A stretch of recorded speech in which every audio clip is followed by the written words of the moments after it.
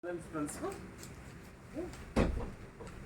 So the main observation what we have done is that the clocks run slower in the gravitational field. The gravitational field affects the rate at which the clocks tick. Clear? So whether the clock can be stationary. It's not necessarily clock is moving. A clock that is staying stationary in the gravitational field ticks slower. Okay. Okay. So. Using this kind of argument, we can actually try to figure out how much light gets deflected by this gravitational field. Okay, clear? So we have seen. Okay, so one of the implications of this equivalence principle, what we have seen, if you throw the photon in the gravitational field, it gets deflected. Is it? Or in other words, the photon itself gravitates. So we will try to figure out how much. Let's say if you are having some source of the gravitation, okay, how much the light gets bended once the light passes through that gravitational source. Clear? Okay, let's put it this way. Think of sun, okay, and you are having beside the sun there is some kind of star which we don't know, and the light comes from that very star and it has to pass through the gravitational field of sun, and we have to calculate how much this light gets deflected by the gravitational field of the sun. Okay, got it? So we will be doing this. Okay, before going, okay, so if you look at, let's think of this kind of experiment. Okay, so when you throw light through a medium, forget about the gravitation, in the optics itself, what's happening to the light? It bends through the medium, is it? So in other words, the medium offers some refractive index to the light. Clear? Let's say you put some stick in the glass of water and you see the stick is apparently bent. Okay? It's not bent, it's an apparent bending. Okay? So it is only due to the other refractive index which offers the medium to the light. Clear? Okay, so now let's look here. So we are having in the gravitational field. Let's say you are having the clocks. It shows the time, this tau 1, and it gets effective. Let's say you are having this delta phi by c square. Let me put it this way. And you are having two clocks. Let's say at two different gravitational potentials. Delta phi is the change in the gravitational potential. So this is the time shown by the one of the clocks. Okay, it gets slower or it ticks faster depending upon where it is in the gravitational field. Clear? Now let's think of the measurements of the speed of a particle. What will happen to that? So the speed is essentially, speed contains the time, is it? So when you measure the speed of a particle, what will happen to that? So the different measurements of the speeds will different measurement of the speed of a given particle at different locations, you will get a different number, is it? Let's say a particle moves through a gravitational field, you measure the speed of a particle, let's say at some one point, and in the another gravitational field you measure it again. What you will see? A difference of the speeds. It is because of what? The gravitational time dilation. Okay, got it? Now think of the photon. Okay, so you are having the light. So you make a measurement of the speeds of the light. Look, light is a universal constant. The speed of the light is a universal constant. Okay? Because of this gravitational time dilation, what happens to the measurement of the speeds of the light? So it will change. Is it? So there is an apparent change in what? The speed of light. Clear? So when you are having now in forget about all other media, you are having the light passing through the gravitational field. Clear? So then this vacuum offers actually a refractive index to the speed of light. Clear? Why? Because at different gravitational potentials, what happens? The speed of light will be different because of what?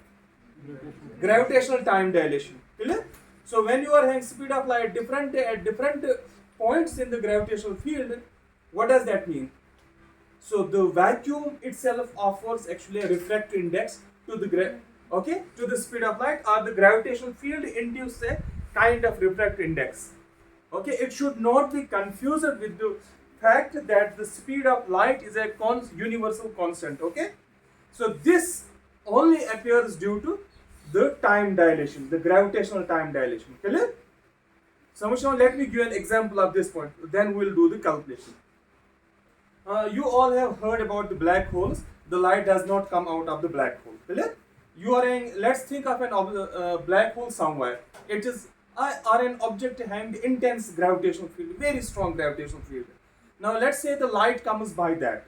So what does that mean? That photon will experience an infinite this gravitational time dilation. Okay, or the observer who is far away from that very source, he will see that photon. It will take actually the infinite amount of time for that photon to reach you. Is it? Is that true? Let's say you are having some source here. It is of the intense gravitational field. Clear?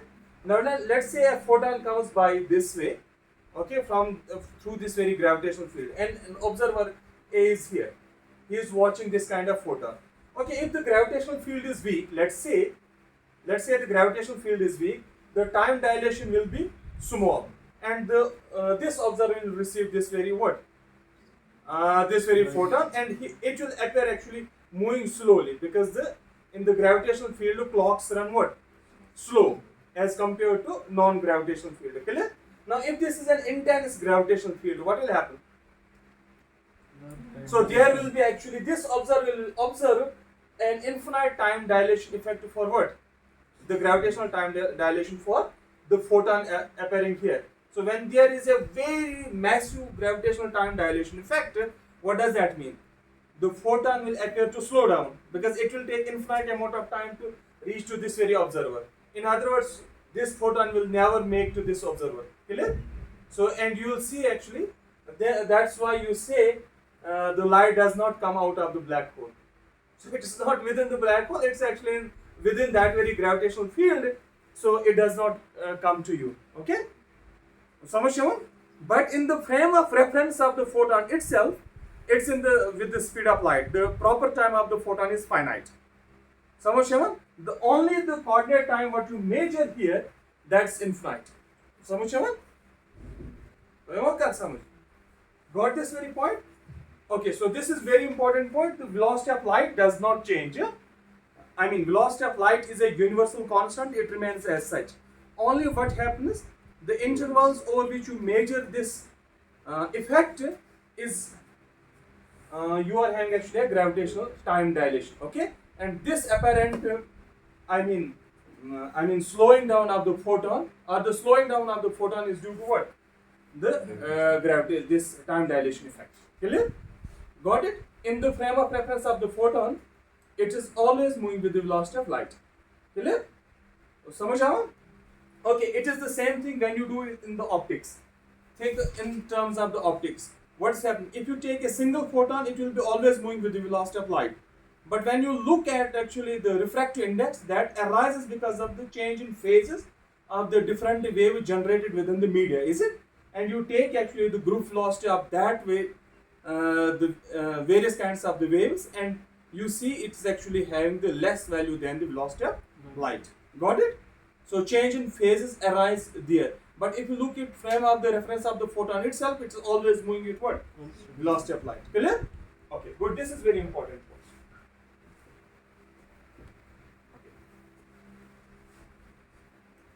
Okay, so let's calculate the deflection of light. First, we will introduce this refractive index. Okay. Okay. So let me write. So at a given position, let's say you are hanging at a given position R, where the potential is gravitational potential is phi of R. Is phi of R. Okay. So let's calculate the speed of light. So let me write a determination of speed of light. So this should be very clear. Involves the measurement of the displacement.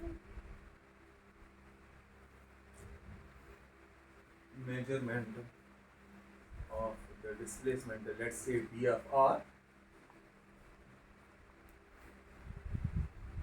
dr for a time interval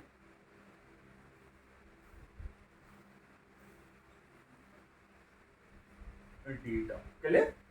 As recorded by the clock. So this is the amount of time recorded by the clock with an observer who is sitting where? At position r. Clear? This is very important. So therefore, so what is the velocity? So I can write this dr by d tau defines your velocity of light. Okay? So tau is a proper time. Okay. So I can write this is velocity of light according to local proper time.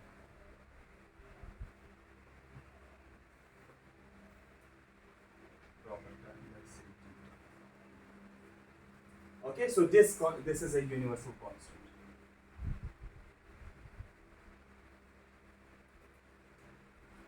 Okay. So now let me take this very case. Now let's say there is an observer, another observer who is looking at, who is measuring now the velocity of light. So it is an observer who is sitting at some position r. Now let's say you are having another observer who is sitting at some another position, clear? And observing this kind of velocity. Okay, so here because of the gravitational time dilation, he will see this velocity, a change in velocity of light, clear? Samusha, what I will do, I will take two positions now. So let me choose two positions in such a way. Okay, so let's say one position r is equal to r1. So this r, I am taking two observers. One observer is where? This r is at some r1, where you are having the potential. Potential is phi of r. And another observer I am choosing at where? Some r2. And this I will take at the very far off distance from this kind of observer. Or I will take this observer who is watching the light coming from this very point R1. Okay, so this is at infinity, let's say. So let's take the potential here is phi. Okay, so this will be phi of R1. Let me take this as phi of R2. And I will take this R2 is at where? Infinity, plus infinity, let's take, such that phi at infinity is 0. So what does that mean? I am actually far away from the source of the gravitation. Does it make sense? Does it make sense? Let's say I am at the sun. Okay, so one observer is at the sun. Okay, where the potential is what? Phi of r. Let's say at the surface of the sun. I will take. Okay, now I am from far away from the surface of, let's say I am on the earth. Clear? So I will take essentially this phi of r2, that is equal to 0. Because I am essentially away from the gravitational field of the sun. Although it's not true, so there is strong, because we are bound to the sun. Earth and sun are the bound system. So the gravitational field is there. Let's assume in this way. Clear? Samashyam? Okay. So now if you are having the position of r, so let's call your proper time what it is measuring, it is tau. Okay. And then, so let's write the proper time for this very observer. It's the proper time defined at the infinity. Clear? So in other words, I am here measuring the receiving the light from the sun. So it is at far of infinity. Clear? So what does this proper time at infinity means? It will simply give me the coordinate time, okay, for the observer R2. Okay. So this will be simply now t. So that will specify me the coordinate time. Coordinate time means what? So I am measuring the time with I am measuring the time of the observer A with respect to my clock. Is that true? It will simply specify you the coordinate time. Clear? Everybody got it? So what I have to calculate? What I have to calculate? I need to calculate what is the value of the velocity at some far off point. So I have taken one point at R1 and another point at, okay, so while I am trying to measure the velocity, that is R2. And I am saying this point is far away from what? The gravitational potential. Clear? When I am saying it is far away from the gravitational potential, I will assume what? I will assume the potential at that very point 0 due to the source. Huh? Okay, where from this light is coming. Clear? Someone should understand it. Huh? Okay, so therefore I can write, now let's look at the time dilation. Okay, so time dilation I can write, so let's say tau 1, that's equal to 1 plus, it was something delta, okay, so let me write it, tau 2, clear? So my observer is, so let's write it is tau, so it will be simply 1 plus phi at some position of r where you are having this observer, and tau 2 is actually where? It's at infinity, eh? So it will be simply t, clear? Where t is what? So it is the proper time defined at infinity, that is your coordinate time. Samajh aaga? Clear? Okay, so now let's calculate the velocity of light. So therefore, I can calculate velocity of light at R2. Okay?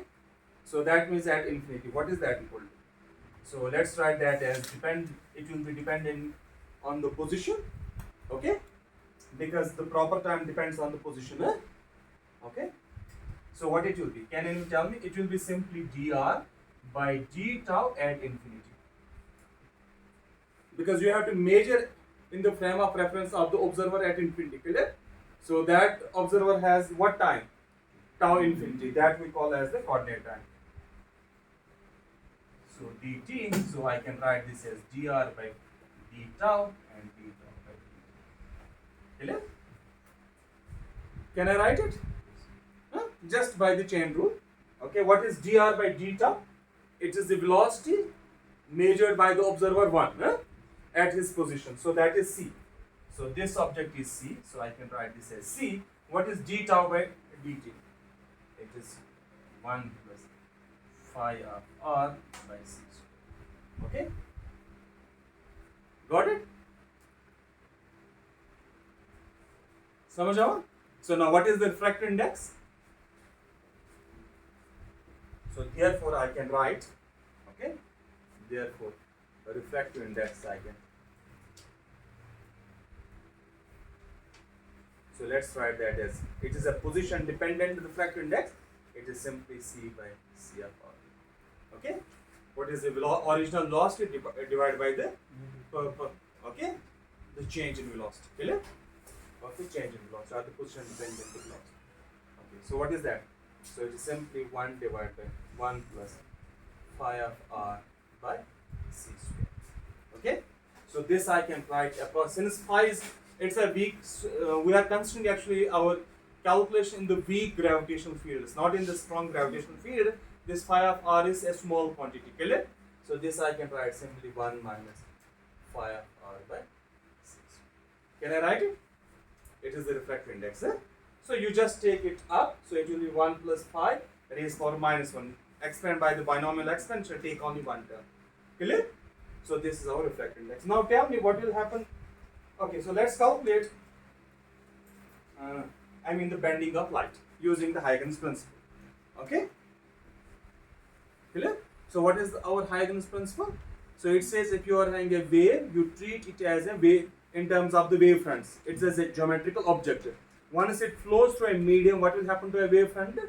So the wavefront, as it travels through the medium, let's say from free space, okay, let me put it in the optics, the Huygens principle says if you are in the free space, you are having, let's say, a plane wavefront. Once it goes through the medium, so it will tilt depending upon the refractive index of the medium. Clear? So whether it will tilt towards normal or away from the normal, it will get tilted. Okay? Using that tilt of the wavefront, so we will be able to calculate what? A deflection angle. Clear?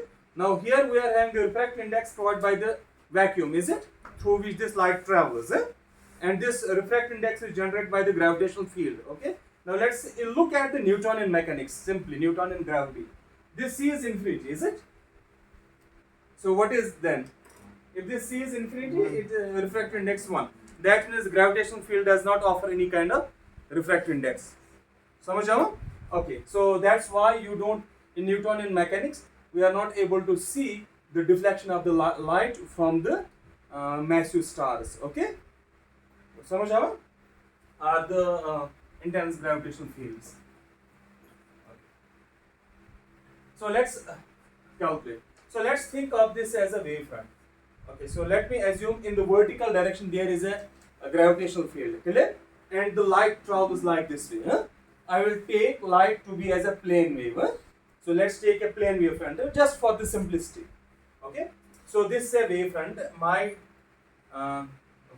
field is in this direction. Let's say in the vertical direction. That means let's take the vertical direction to be y, and the wave propagates along x-axis. So you are having the propagation along x-axis. Okay, clear? So d phi by dy, so this is not equal to 0. This is the gradient of the potential. It means the gravitational field is non-zero in the vertical direction. So this is our wavefront. Let's take this as a plane wavefront. Okay. So, let's say you are having an amount of time. Let's think this is not in the gravitational field for the time being. There is no gravitational field. What does that mean? So that means this end of the wavefront will travel the same. Okay, let's say if this is the dx is the distance traveled from this point to this point. So that means the velocity of the light from this point to this point will be same as the velocity from this point to this point. Clear? So in other words, this dx will be equal to, this is simply c dt. Now let's turn on the gravitational field. What will happen to the wavefront? It will bend. Clear? Once it propagates, so it will bend. Let's say this is the amount of bending. Okay, because of the refractive index. So once it propagates through this thing, you start with the plane wave. It remains the plane wave, but it will bend. So let's write like this thing. So now let's say since there is a vertical gravitational field, clear? So it means the velocity of the bottom end of the wavefront is different than the velocity of the top end. Clear? Okay, so let's write this as c1 dt. Okay, and what about this thing? Okay, so it is c2. Time is the same because you allow it to move for the same amount of time. Only the velocities are changing. Clear? So this is actually the angle of deviation. Let's call this angle of deviation as d phi or delta phi, you can say. Okay. So much let's say this is the delta phi, amount of the deviation. Okay. So much. So now if this is a small deviation, so I can use the small angle approximation. Now what is the this distance? Now tell me, what is this distance? So it will be simply c2 dt minus c1 dt. Clear? So what is, okay? Is it clear? Huh? Okay, so am I wrong? Oh, it is okay. Now tell me, what is the angle? What is the angle? So what is the vertical distance? It is y. Clear? So let's say you are having this vertical distance to be dy. So dy is the vertical distance from the bottom end to the top end of the wavefront. Clear? So now let me write what is this delta phi then. Let me write this d phi first. So then I can integrate it to calculate the total this angle of deviation. Or you can, okay. So let's write d phi. How much is d phi? So it will be simply this divided by this thing. So it is simply c1, okay, c2 minus c1 dt, okay, divided by d1. So this is the angle of deviation. So this is the amount of angle we are trying to calculate, and then we'll check with the experiments. Okay. Okay. So can I write it now? Okay, so now let's write. So C2 minus C1 is actually the essentially the difference of the velocities at 2 points. Clear? One at the lower end, another at the upper end. Clear? Can I write it simply by? So I will write this dc as, Okay, so let's write it as C21 minus C1. Clear? It will be simply change in the velocity from one point to the another point. Clear? Okay, so now what is dt from the first diagram? So dt I can write, okay, so therefore I can write this d phi approximately equal to, so dc, okay, or like this thing. So it is a function of r. Then dt I can put as, anybody? Dx by c, clear? And then there is dt. So this I can write like this thing, partial. Okay, so let's evaluate this thing. Yeah? Let's evaluate this thing. This dcr. Let's first evaluate this dcr. Okay, how much is this? Okay, everybody is following it? It's simply what? It's a very simple calculation. What is our c of r? Okay, tell me, what is c of? What is it? Okay, c of r is equal to 1 plus 5, okay, by c square into c. Is it? So this is our refractive index. Clear? It is actually equal to n inverse c. Is that true? So c by c is this thing. So this is our n inverse. Okay, so now let's write this dc. So what that will be equal to? What is changing with the position? This very object. So what it is? C will be as such. So it is minus n, then raised power minus 2 dn. Can I write it? Can I write it?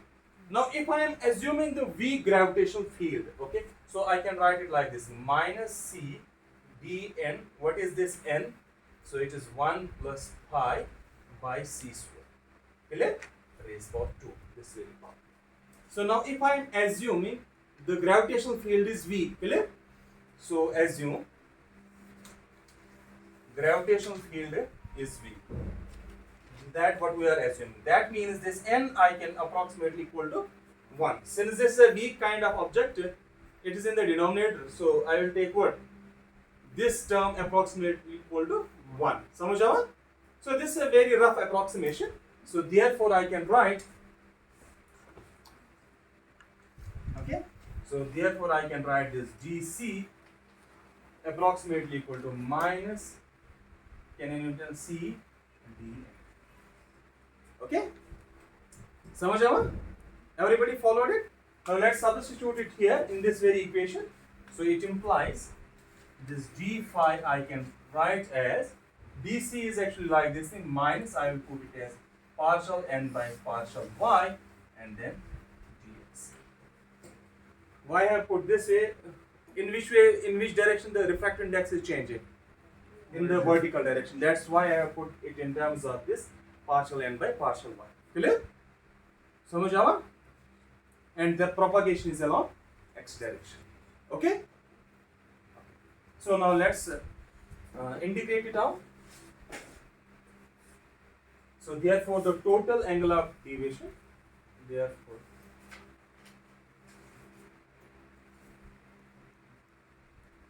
deviation, let's write that delta phi. So I can write delta phi as, so integration over d phi, so that's equal to minus, let's integrate from minus infinity to plus infinity, partial n by partial y dx. Okay? Can I write it? Now, everybody? What is this partial n by partial y?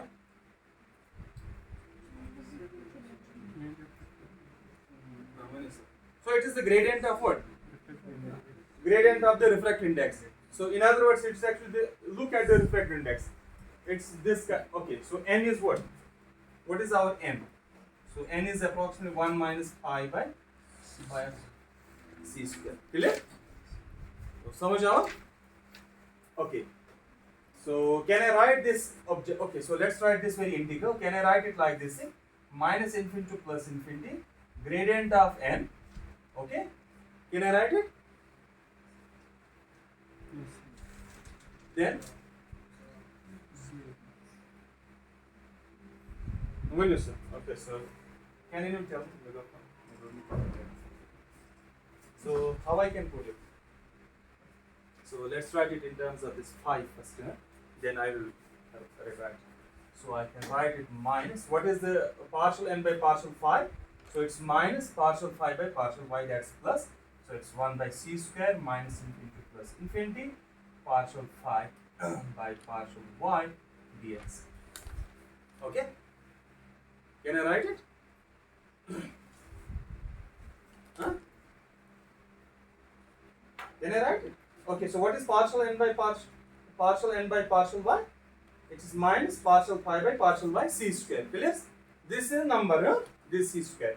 Okay, so it's partial by partial y. This minus and this minus makes plus, and 1 by c square is outside. Okay? So now let's apply it to this thing. Okay, so let me write it this way. Okay, so let's apply it to our star, huh? That is sun.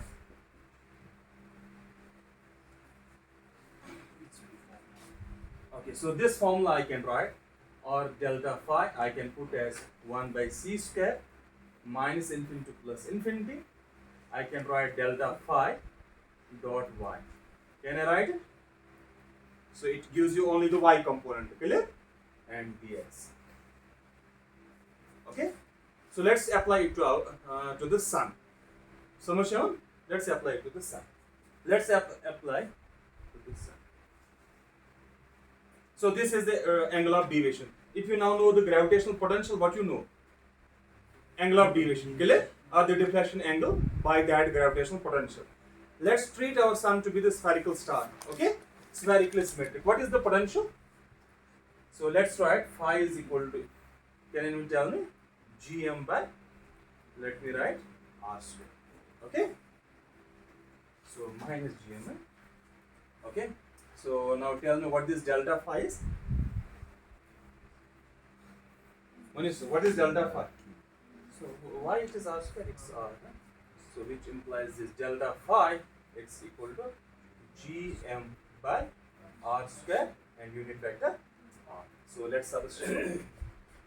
So therefore this delta phi, it's equal to 1 by c square minus infinity plus infinity.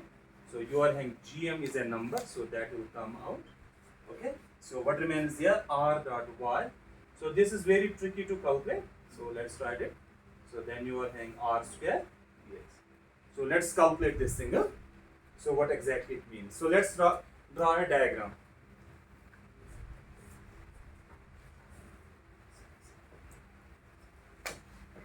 So if anybody is not able to understand, just tell me. Huh? It's a simple calculation. Huh? So am I going fast? Huh? No? So let's take, okay. So this is our y direction. Okay. So let me take this as a y direction. Let's consider a star here of m. Okay. So it is having a mass m. Okay. And you are having some, let's say, you are having some source here. Let's call this as a source S. From this S, there is a light, and you are an observer is here. Let's say you are having an observer O here. This observer is receiving the light that is coming from this source S. Samajh? And this light comes through which star? This star M. Samajh? Okay. Okay. So what will be? Okay. So let's put it in this fashion. So this will. Okay. If there is no gravitational field, this light will go as this way, in the straight line. Clear? Samajh? Now, since there is a gravitational field due to this, due to this very star M, okay. So there will be actually a deflection of light due to the gravitational field induced by this thing, okay. And this deflection will occur at some minimum distance from this very star. Samajh? So from which, okay, where the gravitational field is strong enough, or the threshold limit where you can have actually the bending. Let's call that as the minimum distance at which the bending occurs. Okay, so let's say this is our point, which is actually our minimum. Let's call this, is it? Okay, so at this distance, let's assume, so at this very point the bending occurs. When this light comes, so the bending occurs. So it means like this thing.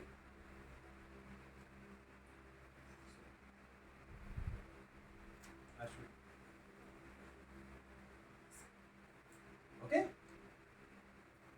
So let's say this is the R minimum point. Samashama? Now this observer will observe this star where? Where this will observe? Okay, so this observer will observe this star.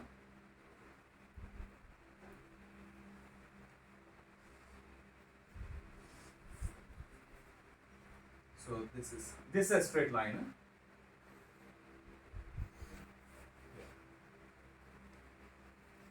So let's call this as this is the apparent position of this very. So what is the bending angle?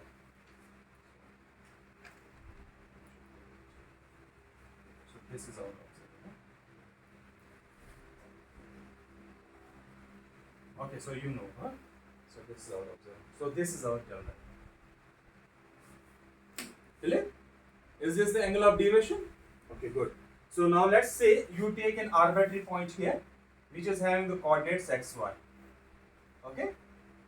So and in spherical polar coordinates or in the polar coordinates, let's say it is having the r theta. So much, Shaman. Now tell me, let's look at that r square. Huh? So much, Shaman. What is r square? The potential defined at this very point, is it? Tisha? Or the potential, you can think the potential defined at this very point. Let's see. What will be that? What is r square? R square will be simply here x square plus, is it? Yes, it is true. So r square will be what? X square plus y square at a given point where you define this very potential. Okay. So now if you see where the bending occurs at some minimum distance. Samashima? So that means what is the value of the y? It's r minimum.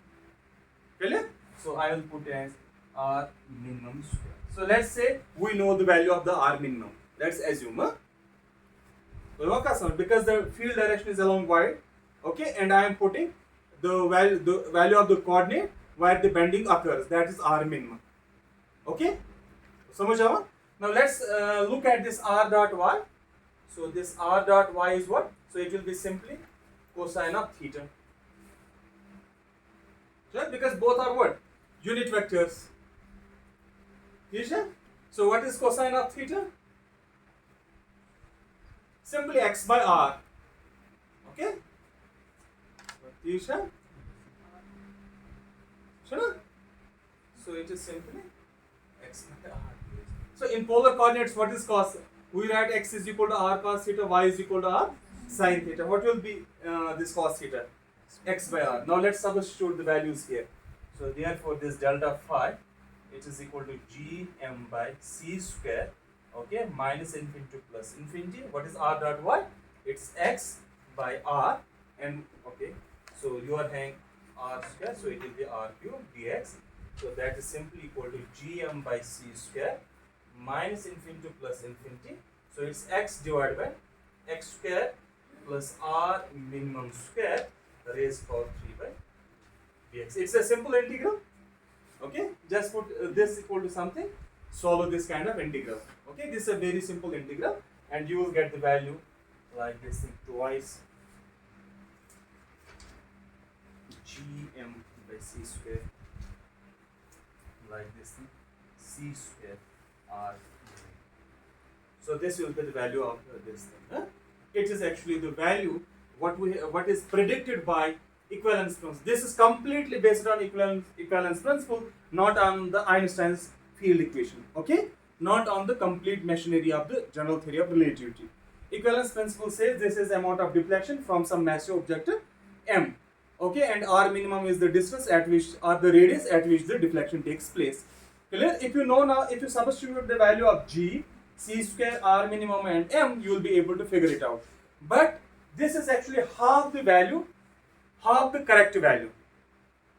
Okay, the correct value is completely given by the full machinery of general theory of relativity. Okay, so it should be actually 4 times this thing, but it is still a good approximate. For the sun, if I take, let's say for sun, okay, let me take this r minimum to be the radius of sun and this m to be the mass of the sun. Okay, so this delta phi turns out to be 0.875 degrees. Okay, which is exactly half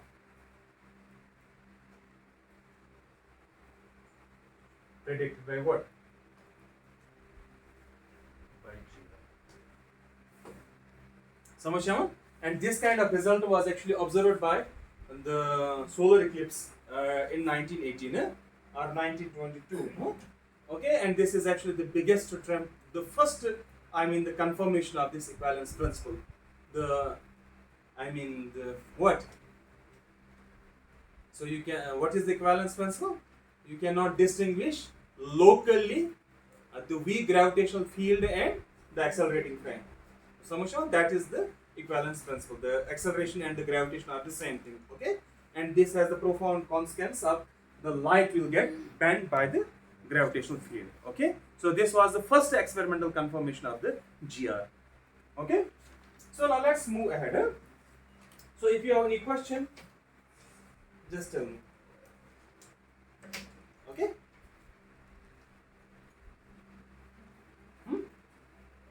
Okay.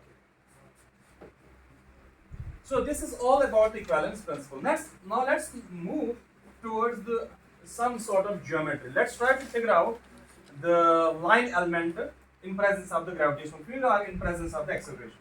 Okay. Let's try to figure out what is the line element okay, for an accelerating observer. Okay.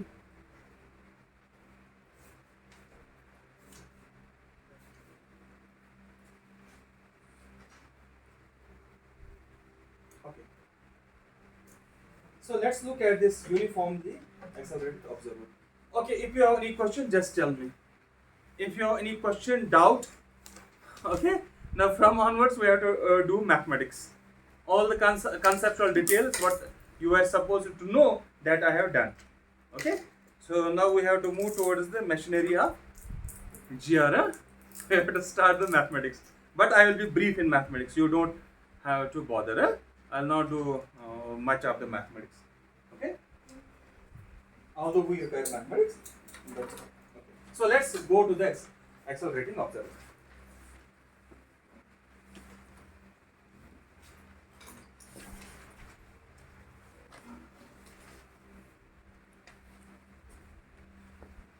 This we have already done. It's equation of motion. We have done the trajectory of this observer. We have already calculated in previous lecture somewhere. Okay. So what is our aim? Our aim is to find ds square for this observer. So that means we need to figure out the interval, the line element. Okay, so because why we need to know, we need to actually know. Okay, we have already done. There is an equivalence between acceleration and the gravitation, is it? If I now know the line element for an accelerating observer using the equivalence principle, that means I can get an idea what should be the metric for. Okay, what should be the metric for an observer in the gravitational field? Clear? Got it? So that means okay. So using the equivalence principle, I will be able to figure out the connection between gravity and the geometry. So this is going to be very important topic in that sense. Okay. So till now we have not done any kind of geometry, is it? Explicitly we have not done any kind of geometry.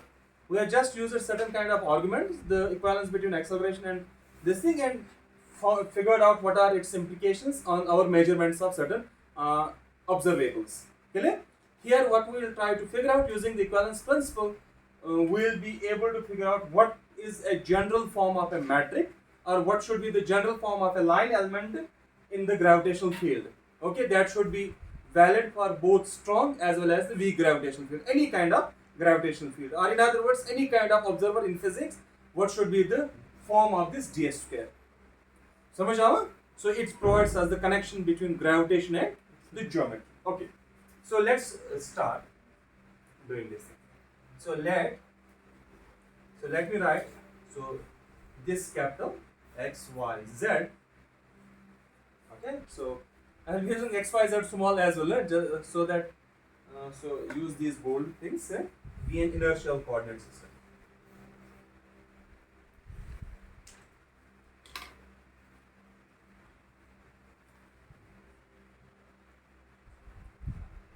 Okay. So consider an observer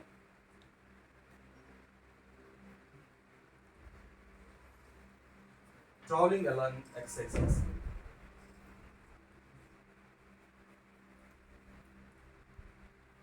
This x-axis the in a trajectory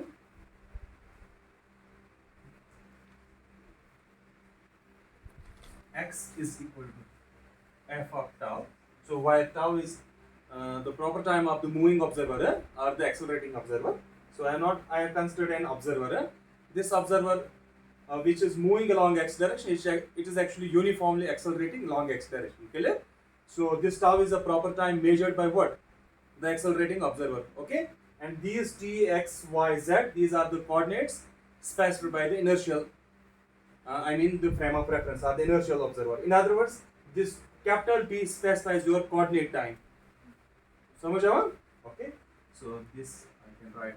Since it's along x direction, that's why I need to take on it. So f and tau are the f and h are the known functions. Okay, which specify the trajectory. Okay, so that we know. This is something we have already done. So if you know the process of assigning an event a coordinate system, I have described there two functions f0, f1. Is it? You remember that? Instead of using f0 and f1, I have used what? F and g. Okay, in that sense, I told there in that lecture, I told you this is a general way assigning a coordinate system to any kind of observer, whether it's inertial or non-inertial. Okay? Y'all check? Okay. So let's. Okay. So f and tau, f and h are known functions. Known functions. And tau is proper time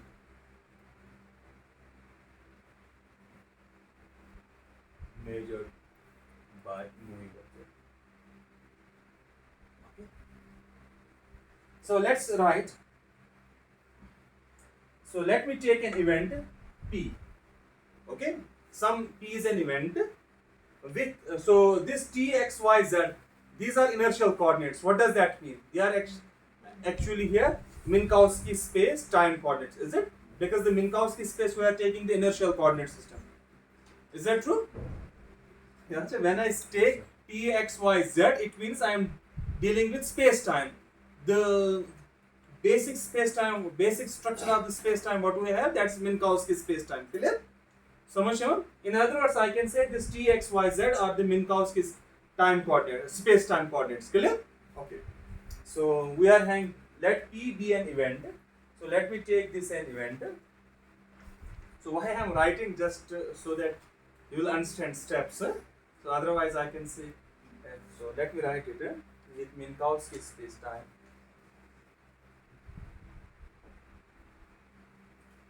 With Minkowski coordinates, this Tx. Since I am considering only the Tx, so not y and z. I am in the actually two-dimensional plane. To which an observer? So which observer? To which an observer? The moving observer assigns the coordinates. So this event, which is having the Minkowski space-time coordinates, these coordinates as Tx, this observer which is moving or which is accelerating, he is trying to assign what? The coordinate system to this P as well. Because now you are having two observers, one is in the inertial frame, another is in the accelerating frame. Okay? Assign coordinates this small Tx. Okay? So Tx is what? This small Tx is what? The coordinates specified by the observer which is moving for the event this P. Clear? Okay? Got it. Okay, so now what is the transformation rule? If I go from that capital XT to small xt, anybody remembers that transformation rule? So that is something. Okay, so therefore the transformation rule we have, it's something x minus ct, that's equal to f of t minus x by c minus ch t minus x by c. Okay, actually it is f of tau minus c h of tau. Remember it? Okay, so then you are having x plus c of p, that's equal to f of t plus x by c plus c at t plus x by c. Let's call this as 1. Okay, now we can solve these two equations for f and h. Okay, so that we have already solved. So I will not go. I'll just write the results because we have already solved it. So okay, so which observer we are having? So this is completely general observer. So whether this is moving, accelerating, or anything whatsoever, this is a complete general observer. Now we will assume this observer moves what? At a uniform acceleration. So much ever? Okay, so then I need to solve for the trajectory of that very moving observer. You know it? I have done it already. I spent one lecture on it. Okay, so let's apply. Okay, this to an observer moving with uniform acceleration.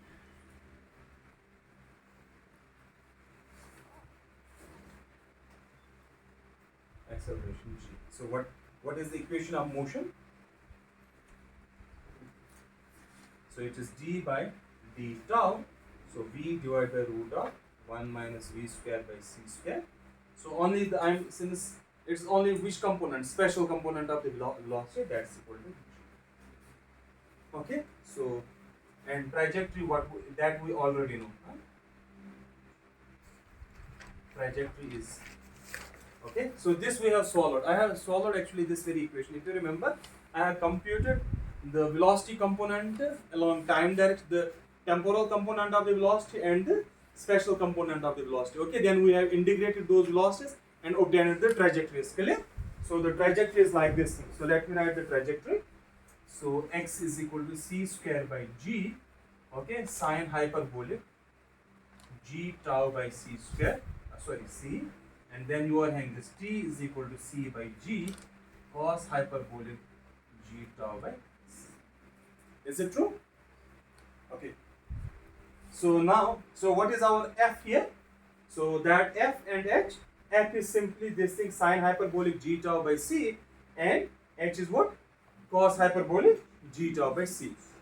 समझ आओ? So this is our f and g functions. Clear? Okay. So now let's work out. Okay, so let's take this x minus ct. Okay, so I am having x here. So let's put c equal to 1. Okay, so let me write first. So therefore this x minus ct. So what is that equal to? So it is c square by g sine hyperbolic g tau by c. Then you are having minus c square by g cos hyperbolic g tau by c. Is correct?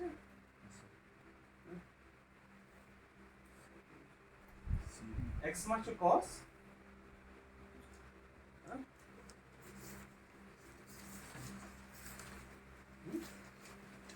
And now I got this x cos. So this is like t is like this thing and x is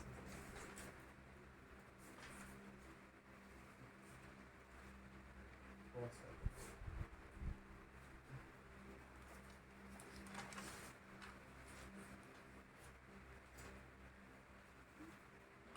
So it is c square. Okay, so it will be like this thing. Yeah? समझ आओ? So let's use c equal to 1.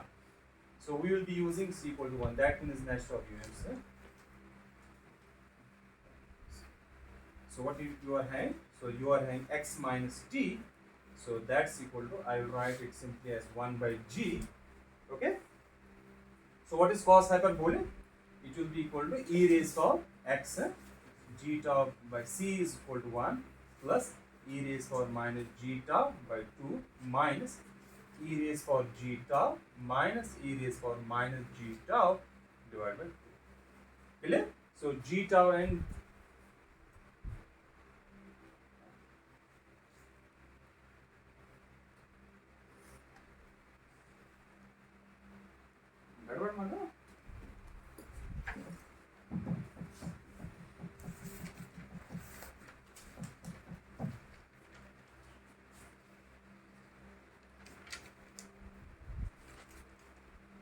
no, it's okay. So this g tau, this and this cancels. Clear? I thought there is no cancellation. That's why I was worried. So everything is okay. Huh? There is no problem. So what you get? So x minus t is 1 divided by g. Now how many are? E raised power minus g tau, minus and minus plus, it's twice. So it is simply e raised power minus g tau. So what is that equal to?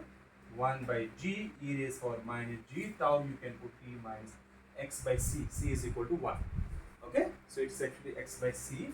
So since c is equal to 1, so you put simply 1 by g, e raised power minus g, t minus x. Okay? Now let's put actually now this x plus t, also this x plus t, how much is that? Now tell me what will be that? So when I take x plus t, so it will be plus here, yeah? So it will be plus, So now this cancels, only what remains? So 1 by g, e raised power g tau.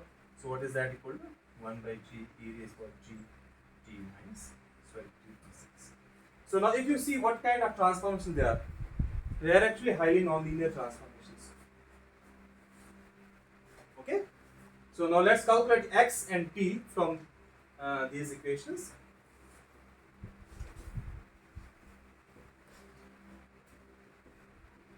So calculate x and t. Now let's add and subtract. If I add, what I will get? So let's add x minus t and x plus t. What you will get? So therefore you can write 2x is equal to 1 by g. Then you are having e raised power gx, and then it will be simply, can you tell me what it will be?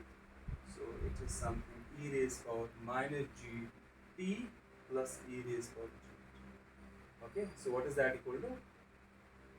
It is 2x, or I can write x is equal to e raised power gx divided by g, okay, cos hyperbole gt.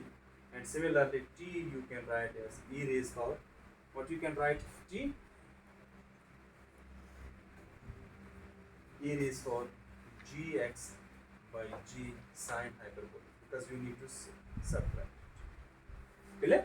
So let's call these as equations. So 3. So these two equations I have got equations 7. Everybody? So now what we have got? So we have got, okay, so capital T, capital X are the coordinates of the inertial system, is it? And small x and small t are the coordinates of what? Non-inertial coordinate system. And this is a transformation rule that transforms between an accelerating observer, which is accelerating and uniform acceleration, and an inertial observer. Clear? So now if you see, these transformation rules are actually non-linear. Because they are not linear things. So they are actually non-linear. Do you see they are non-linear? What do you mean by non-linear? So if the linearity condition is not satisfied, what is linearity condition?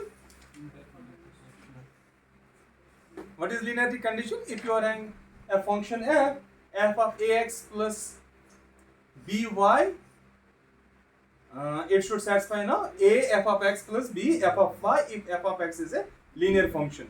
So if that is not satisfied, then function is non-linear. So if you see, both the two functions are what? Non-linear functions. So, samajh aawa? Okay. So now what to do? Let's try to figure out the line element. Okay.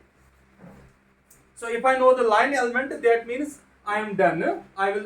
If I know the line element, it means I am able to figure out what is the metric tensor, or what is the metric defining the underlying geometry. Okay. Okay. So let's do it. So let's figure out what is the metric. Okay, so before doing that, so let me write this dt square minus dx square. Let's calculate this object. Okay, so let's calculate this object. So how I will calculate it? Can anybody tell me? So it's very simple. It's a square minus b square. So this I can write dt minus dx into dt plus dx. Okay, t and x you know.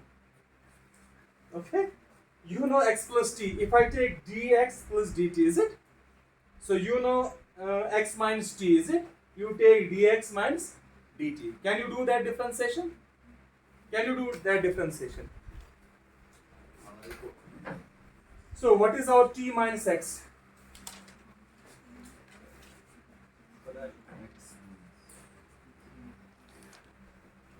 So I am done almost. So what is t minus x? So we have x minus t. What is t minus x? So it will be, what was here?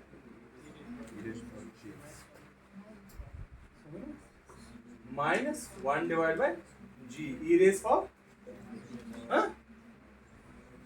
minus g t minus x. So these are small things.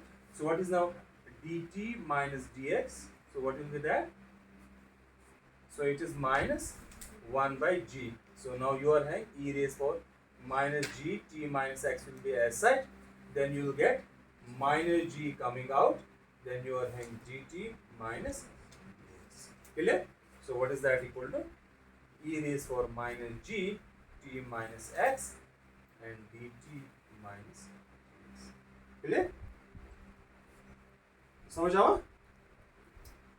Similarly, with that t plus x, just differentiate that, so you will get. So what you will be getting, so ultimately, so what it is, e raised for minus g t minus x into dt minus dx.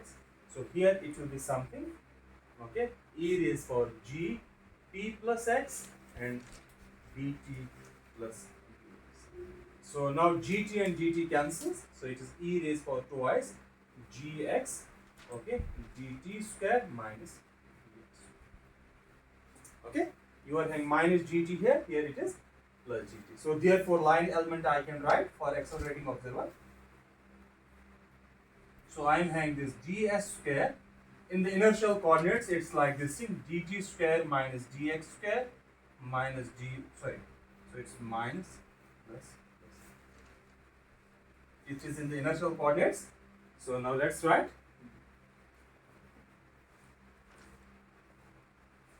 You simply change sign here. So minus dt square plus dx square. So what that will be? So it implies ds square is equal to, okay, e raised for twice gx into minus dt square plus dx square plus dy square. So that means the line element which is defined in the Minkowski space-time is not same as for the accelerating observer, is it? For the accelerating observer, the x and t components have this factor, this scale factor e raised for 2gx, is it? So why is from this g is actually the acceleration, is it?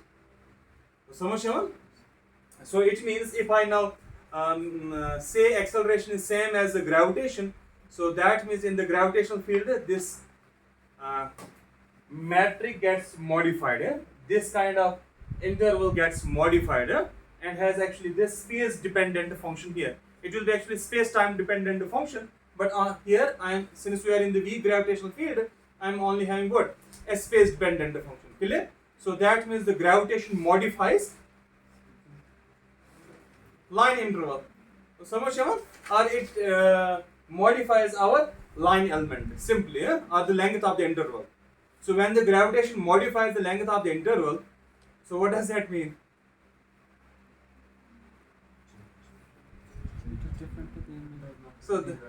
So that means you are saying acceleration is same as the gravitation, and in the accelerating frame you are having the modified line element, is it? So what does that mean? So in the gravitational field what you are having? So it simply gives you the connection between the gravitational field and the geometry, because you are having a modified line element Okay, so that will be apparent in a moment. Let me take a simple transformation here. That will be apparent. Although it is quite obvious from there, but so let me make a transformation only on the special component x. I want to get rid of the e raised power 2gx, that is multiplying this dx square. I want to keep it with only dt. Samashama, for the timing, let me take it only with the dt. So let's do, okay. So let me make a transformation. So like this thing, 1 plus g x bar. Okay, x bar is some new coordinate. Only the x coordinate. I am not touching with what?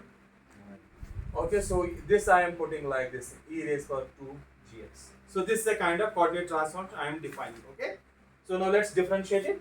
So it is g dx bar, that is same as twice g e raised power 2 gx dx. Can I write it? Can I write it? Huh? Huh? So we start with the trajectory along the x-axis. Uh-huh.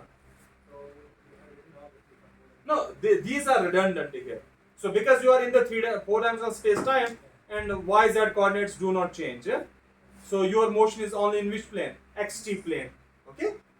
So this I just kept. We have to do many things. So that's why I kept them unchanged. Okay. Here it is dy. Here it is small dy. Clear? Because they remain unchanged. There is no effect of acceleration on these coordinates. Okay. So now this g and this g cancels. Okay. So what you get? So I think I should put. Okay. So what? Sorry, not 2gx. Let me write only gx. So only gx. So what it gives me? So dx bar square. So that's equal to e raised power 2gx dx square. Tisha? So what does that mean? So e raised power 2gx dx square is equal to dx bar square. Huh? You are not able to understand it? Huh? Okay. So now using it there, so which implies what you are having, ds square, it is equal to, what is e raised for gx?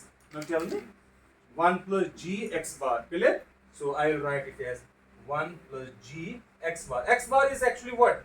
It is the coordinate. It's a new coordinate, same as the x coordinate. So you will put a square because there is e raised for 2gx. 2 means square. So you are having minus dt square plus, so it will be simply dx bar square plus dy square. So which coordinate is getting affected? Now if you see what is g into x bar, x or g is the acceleration due to gravity multiplied by the position. X bar is what? A coordinate. So Samasha, what does that give me? Potential. So what is happening here? The time coordinate gets affected by the accelerating observer. So that's what we have been doing. Acceleration and this v gravitational field are the same thing. समझ आओ? Okay, so let's stop here. So I know you are getting